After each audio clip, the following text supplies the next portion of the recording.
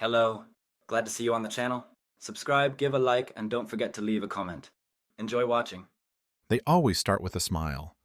That plastic, over-rehearsed corporate smile that lets you know you're about to get screwed. But hey, let's keep it friendly.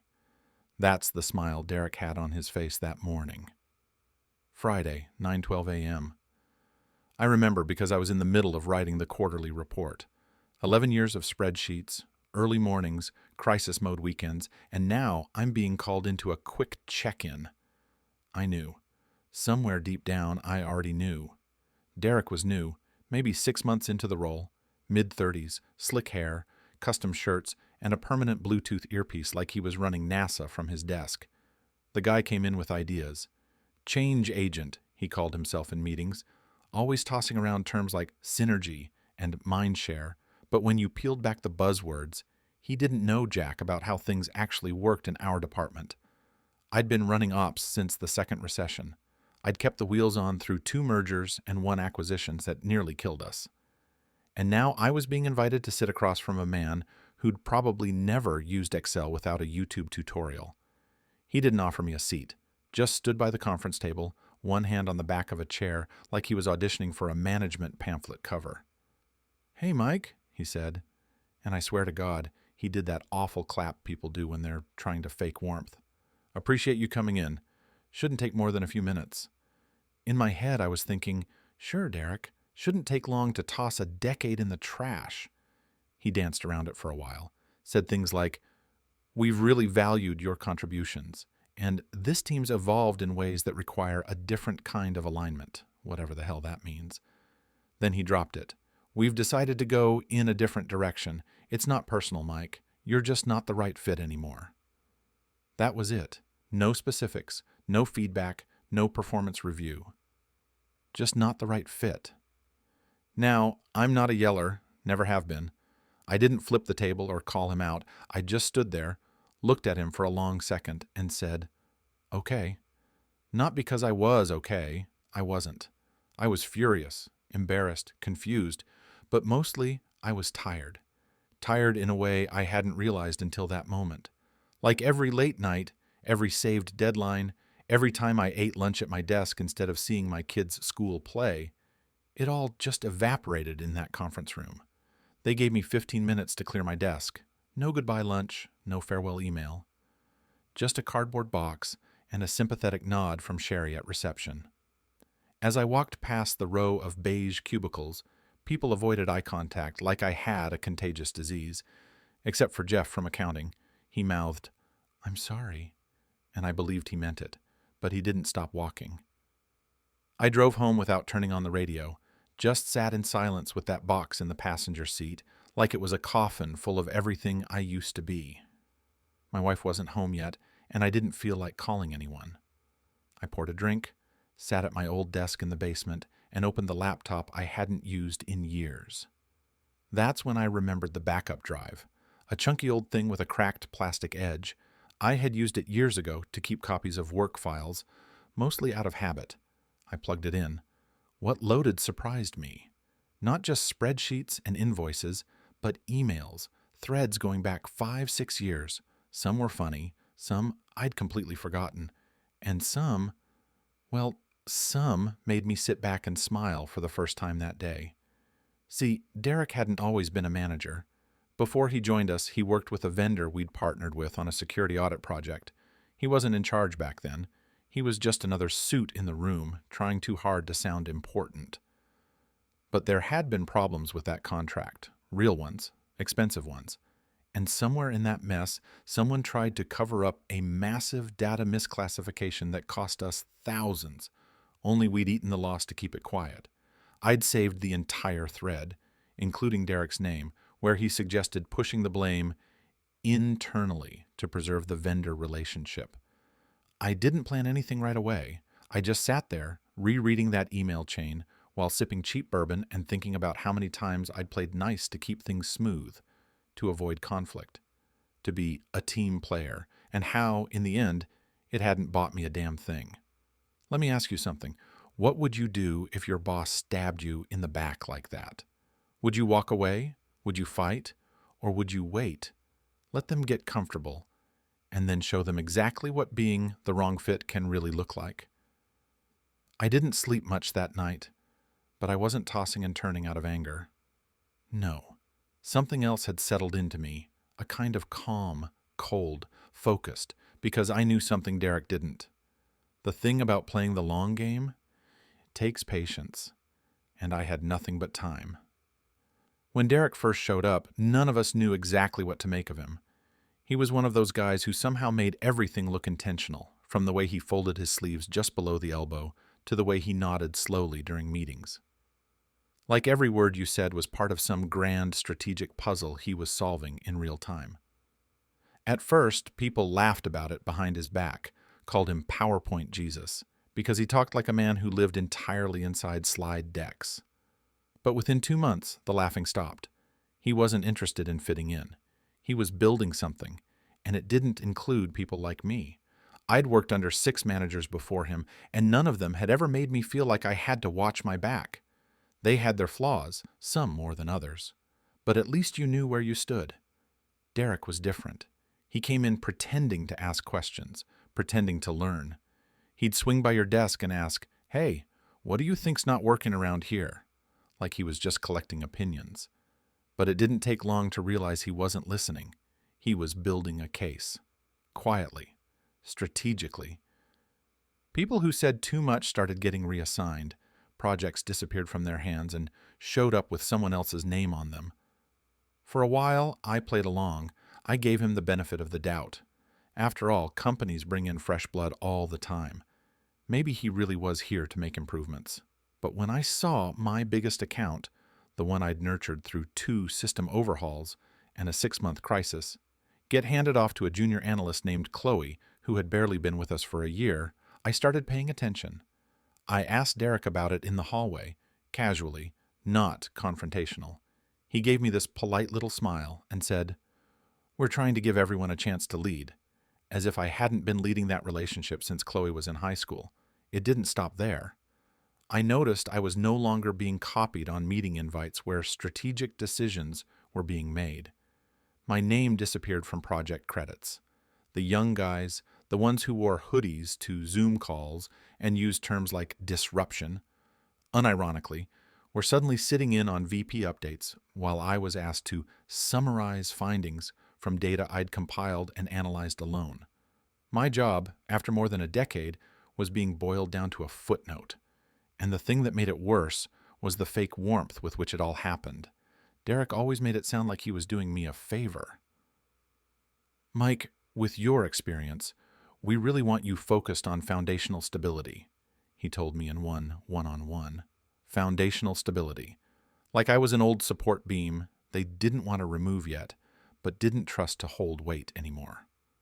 At home, I kept most of it to myself. My wife had just gone part-time to care for her dad, who was fighting stage 2 colon cancer, and I didn't want to add to the load. We had a rhythm, even if it was strained, both of us getting older, both of us carrying things we didn't say out loud. But she noticed I wasn't sleeping well. She noticed when I came home on Fridays with a box of files I hadn't needed to bring home. I told her I was just reorganizing. She didn't believe me, but she let it go. It was around that time I started documenting everything. Not just saving emails, cataloging behavior. I made notes after meetings. I backed up my calendar entries. I even started blind copying my personal email when Derek made changes that weren't officially tracked. It felt paranoid at first, like I was turning into one of those guys who thinks everyone's out to get him. But the more I paid attention, the clearer it became that Derek wasn't just shuffling the team around. He was pushing me out. What really confirmed it was a slip-up during a vendor call. We were discussing a rollout issue, and Derek mentioned a recommendation he said he'd made, only it had been mine, sent to him 2 weeks earlier. I had the email. I remembered writing it because I'd spent 3 hours making sure it was technically sound. I brought it up after the call, not confrontationally, just a quiet, "Hey, just to clarify, that solution was from my memo on the 9th. He didn't blink, just said, "Right, but it needed refining." So I added a few touches before sharing it. Then he smiled and walked away. That night, I found the memo and saved it as a PDF. Then I created a folder on my desktop called Insurance. Inside that folder, I started building what I'd later call my lifeboat, a complete timeline of every decision, every reassignment, every data point that proved, beyond any reasonable doubt, that Derek had been strategically removing me from relevance. The beauty of it was that he didn't even try to hide it. That was his mistake. He thought I wouldn't fight back. He thought I was too old, too compliant, too damn loyal to burn the house down. And honestly, maybe I was. But something about the way he smiled when he took things from me, without remorse, without acknowledgement, that was the thing that changed me. I wasn't planning revenge, not yet, but I was no longer naive. I was watching and waiting. And if the opportunity ever came to flip the story, well, I'd be ready. There's something uniquely humiliating about walking into a meeting already knowing that the outcome is predetermined, that you're just a formality, an item to be checked off on someone else's list. When I finally asked for a meeting with HR, I knew in my gut it was pointless. But I did it anyway because, for the same reason you show up to a funeral or a final hearing, there's something about bearing witness to the thing that's killing you that feels necessary. So I scheduled it with Karen, the HR lead who had been there nearly as long as I had, someone who'd once sent me a Christmas card with her kid's drawing taped inside. I thought maybe there'd be a shred of decency left in the system. I was wrong. She greeted me with the same thin corporate smile I'd seen on Derek, and even though she didn't outright dismiss me, I could tell within 30 seconds that she wasn't on my side. She asked questions that were clearly written to go nowhere, the kind that sounded like concern, but were really just boxes being ticked. "Do you feel the organizational changes have affected your ability to perform?" she asked, and I wanted to laugh. Of course they had. When you're left out of meetings, stripped of responsibilities, and reassigned to grunt work designed to bore you into quitting, yes, Karen, that affects your performance. But I didn't say that. I simply nodded and gave her the answer she was expecting. Measured, calm, professional. Then I brought up Derek. I told her carefully that I believed there was a pattern of behavior aimed at forcing me out. I mentioned the projects reassigned without reason, the credit taken for my work, the exclusion from decision-making, and the sudden shifts in responsibility that had no documented justification. Karen tilted her head, typed something into her laptop without looking at me, and said, "I haven't received any other complaints about Derek's management style." That was the moment I knew the walls had closed in. HR wasn't neutral, HR worked for the company, and the company had already chosen its horse. I didn't argue. I didn't raise my voice. I thanked her for her time, stood up, and walked out of the room knowing I'd just been dismissed by someone who had pretended to listen. I went back to my desk and sat there, staring at my monitor, not seeing anything on the screen, just breathing through the realization that whatever hope I'd had of fixing this through the right channels was gone. I wasn't going to be saved. No one was coming. I was a man with a countdown over his head, and the only question was whether they'd fire me or squeeze me until I quit. At home, I was unraveling. Not outwardly. I still made dinner, still asked the kids about their day, still sat next to my wife on the couch while the news flickered in the background. But something in me had started to corrode, and it was leaking into everything. I found myself snapping over small things, like the dishwasher not being unloaded, or someone leaving the milk out. My wife noticed. She asked me one night if everything was okay, and I told her it was just stress, that I was juggling too much at work. I couldn't bring myself to tell her the truth, because the truth made me feel like a failure, like a man who had given everything and was now being quietly discarded like an outdated operating system. I started drinking a little more in the evenings, not enough to spiral, but enough to blur the edges. I'd sit in the basement at that old desk and open that folder I'd named Insurance, and I'd read through the files like a man studying for a trial. I had emails, documents, calendar changes, even Slack transcripts where Derek made snide remarks about legacy staff. But the crown jewel, The thing that kept calling to me night after night was that one email thread from years ago, back when Derek was still working with the vendor during our security audit.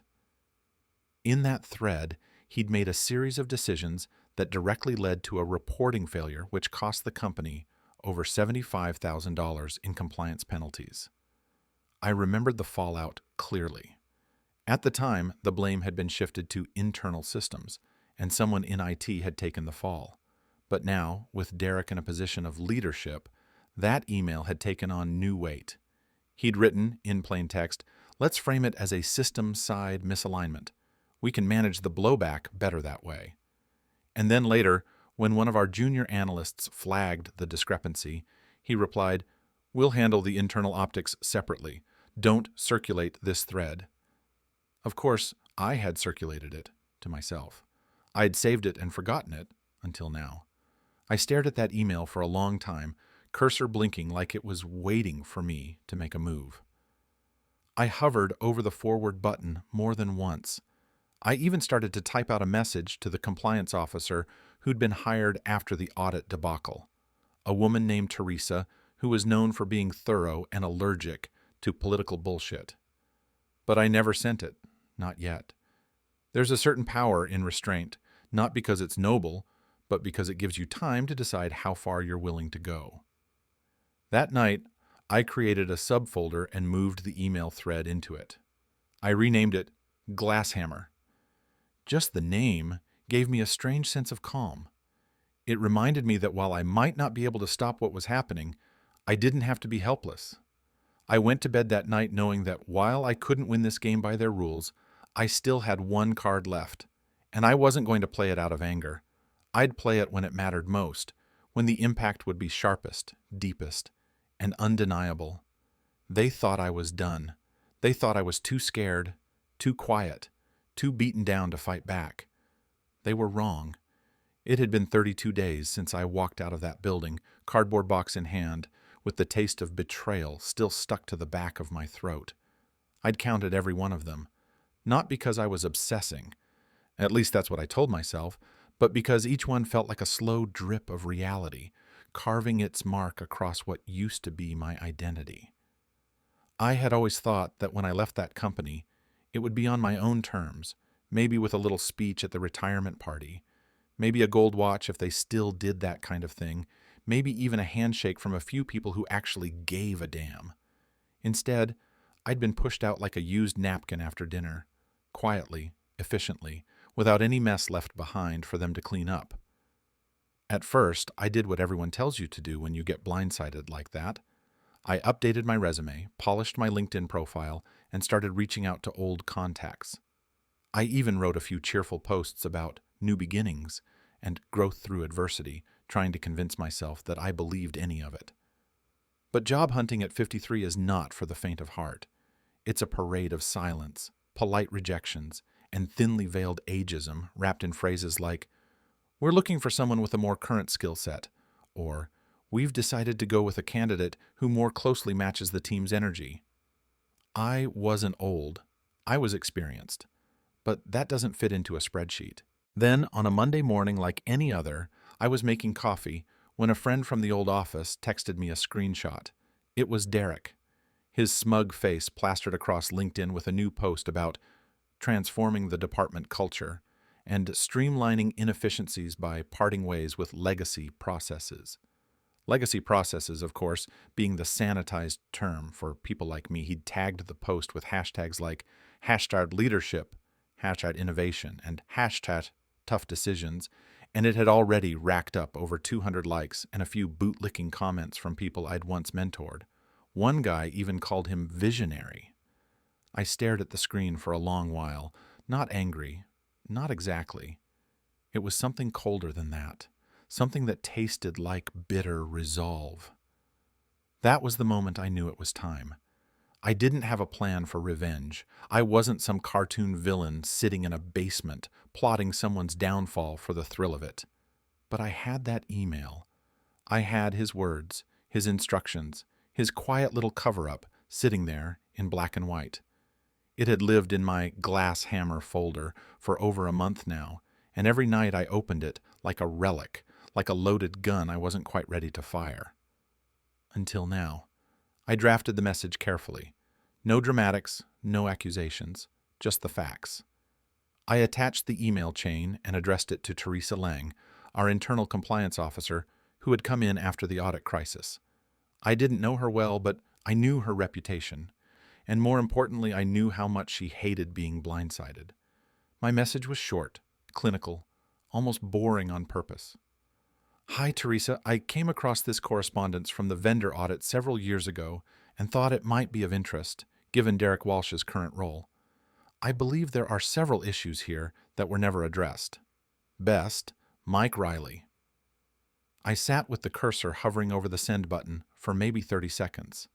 It wasn't fear that held me back. It was finality. I knew what this email was going to do. Once it was out there was no reeling it back.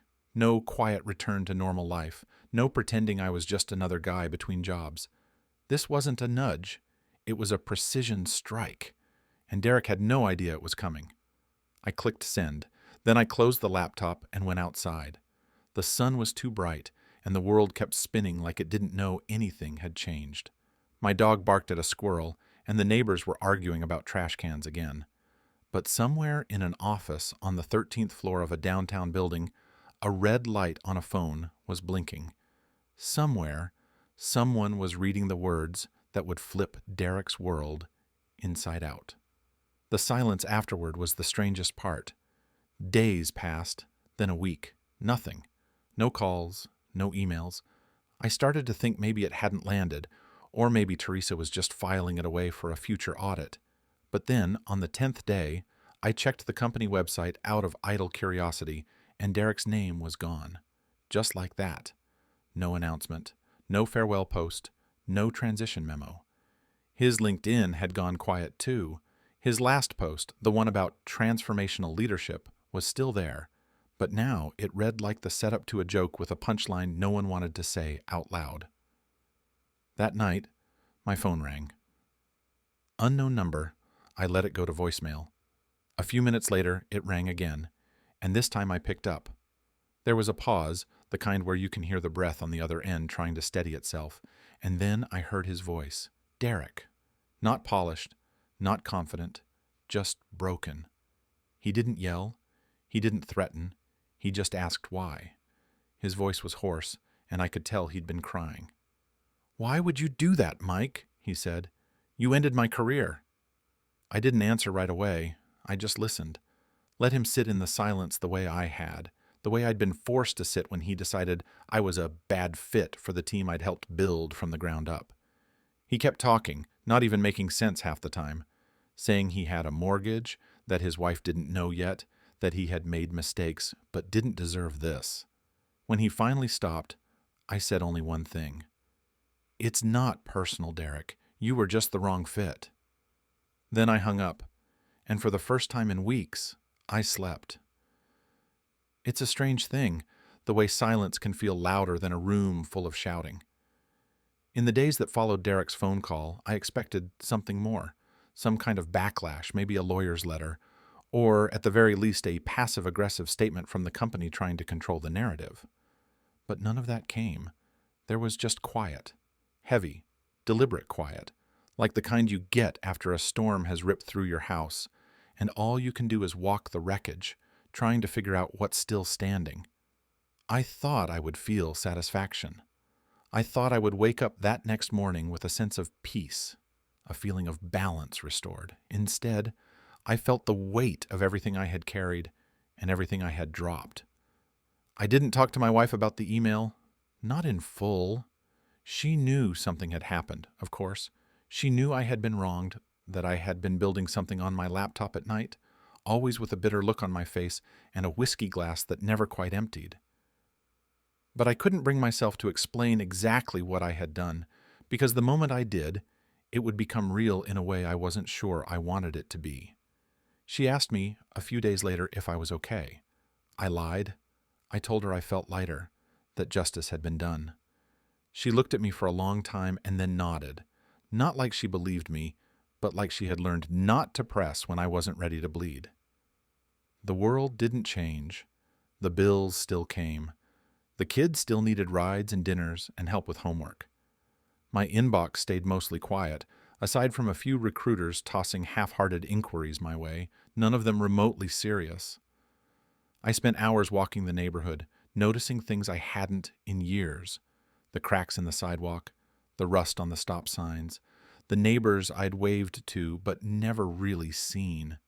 I think part of me hoped I'd run into someone from the old office, someone who would look at me and say, "I heard what happened." Or maybe just offer a nod of respect, the kind men rarely exchange unless something monumental has passed between them. But no one came. No one said anything. 2 weeks after the call, I found myself back downtown, not by plan, but by habit. I had an old dentist appointment I'd forgotten to cancel, and instead of rescheduling, I went. I parked 3 blocks away and walked past the office building like I was just another pedestrian, invisible in a city full of people trying to look busy.